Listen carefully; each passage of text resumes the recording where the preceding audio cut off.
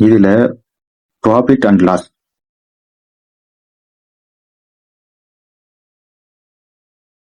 டாபிக்ல நம்ம எப்படி வந்து ஷார்ட்கட்ல போடுறதுன்றதை நம்ம பார்ப்போம். எப்பவுமே ஒரு வேல்யூவை வந்து பர்சன்டேஜா மாத்தணும்னா அதை டிவைடட் பை 100 போட்டா போதும். இப்போ எக்ஸாம்பிளுக்கு 80 அப்படின்னு இருக்குன்னா இதை பர்சன்டேஜா கன்வெர்ட் பண்ணணும். அதாவது பர்சன்டேஜா கன்வெர்ட் பண்ணணும்னா 80 by 100 போடலாம். இதுவே ஒரு டிவைடட் வேல்யூ 80 by 100 இருக்குதுன்னா இதை நம்ம வந்து 100% மாத்தணும்னா இன்ட்டு மல்டிப்ளை பண்ணி 100 பண்ணாவே போதும். அப்ப இது 100 பண்ணா 80 வரும். ப்ராஃபிட் பர்சன்டேஜ் அதாவது லாபம்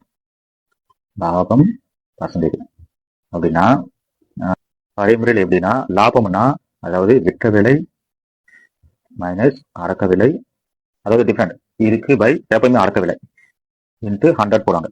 இது வந்து இதேதான் சேம். நம்ம எப்படி ஷார்ட்கட்ல பண்ண போறோம்னா ரெண்டுத்துக்கான டிஃபரெண்ட்.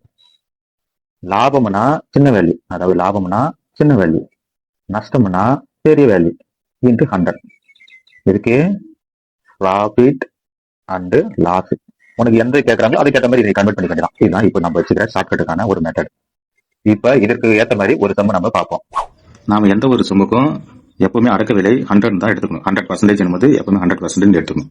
இப்ப இந்த சம்ல பாத்தீங்கன்னா கைபேசி ஒன்று 10% நஷ்டத்துடன் 4950 விற்பனை செய்கிறது. அதாவது 10% நஷ்டம் மைனஸ் வச்சுக்காதீங்க, சும்மா கொடுக்கறதான். நஷ்டத்துடன் 4950 ரூபாய்க்கு வித்திருக்காங்க.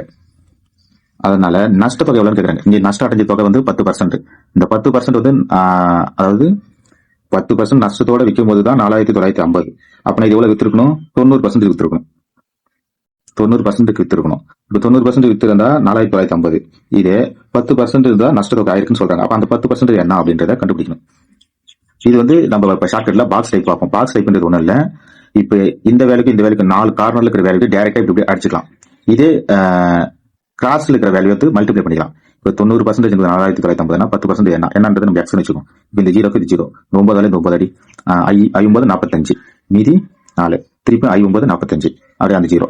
அப்ப அந்த 10% வேல்யூ வந்து 550. இந்த 550 தான் நம்மளுக்கு நஷ்டம் அடைஞ்சிருக்கு. இதுதான் ஆன்சர். அப்ப நஷ்ட தொகை எவ்வளோ?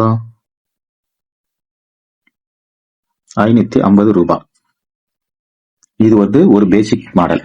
இதே மாதிரி அடுத்தடுத்த மாடல இனி வரும் டைம்ல பார்க்கலாம். நம்ம இதுபோல எளிமையான முறையில் மேத்ஸ் அப்டேட்களை நீங்கள் தெரிந்து கொள்ள எங்களோட சேனலை தொடர்ந்து பின்பற்றுங்கள். இதுவரை நீங்கள் என்னோட சேனலை சப்ஸ்கிரைப் பண்ணாமல் இருந்தால் பிளீஸ் எங்களுக்கு சப்ஸ்கிரைப் பண்ணி தொடர்ந்து ஆதரவு அளியுங்கள். அடுத்து வரும் காலங்களில் இது போன்ற டிஎன்பிசியில் சமீப காலமாக வரும் கணக்குகளை எப்படி எளிமையான முறையில் சால்வ் பண்ணுவது என்பதை பார்க்கலாம்.